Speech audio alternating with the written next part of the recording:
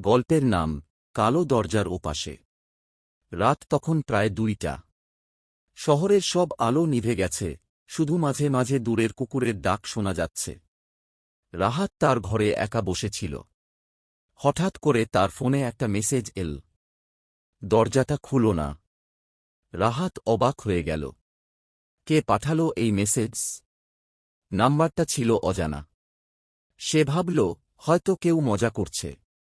কিন্তু তার বুকের ভেতর কেমন অজানা ভয় কাজ করতে লাগল। ঠিক তখনই ঠক ঠক ঠক, তার ঘরের দরজায় কেউ নক করছে। রাহাতের শরীর ঠান্ডা হয়ে গেল। এত রাতে কে আসবে?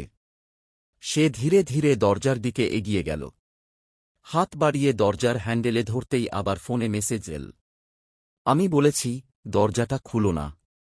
রাহাত থেমে গেল। এবার তার হাত কাঁপছে। দরজার ওপাশ থেকে আবার শব্দ এল। রাহাত, দরজা খোল। আমি তোমার বন্ধু সজীব। সজীব? কিন্তু সজীব তো গতকালই মারা গেছে। রাহাতের নিঃশ্বাস বন্ধ হয়ে আসছিল। সে পিছিয়ে যেতে চাইল, কিন্তু তার পা যেন জমে গেছে। হঠাৎ করে দরজাটা নিজে থেকেই একটু খুলে গেল। ধীরে ধীরে কিঁচ কিঁচ। অন্ধকার থেকে একটা হাত বেরিয়ে এল। লম্বা, কালো আর অস্বাভাবিক ঠান্ডা। তুমি তো আমার জন্য দরজা খুললে না, এখন আমি নিজেই ঢুকলাম। রাহাত চিৎকার করতে চাইল, কিন্তু তার গলা দিয়ে কোনো শব্দ বের হল না। পরের দিন সকালে প্রতিবেশীরা দরজা ভেঙে ভিতরে ঢুকে দেখে ঘরটা ফাঁকা।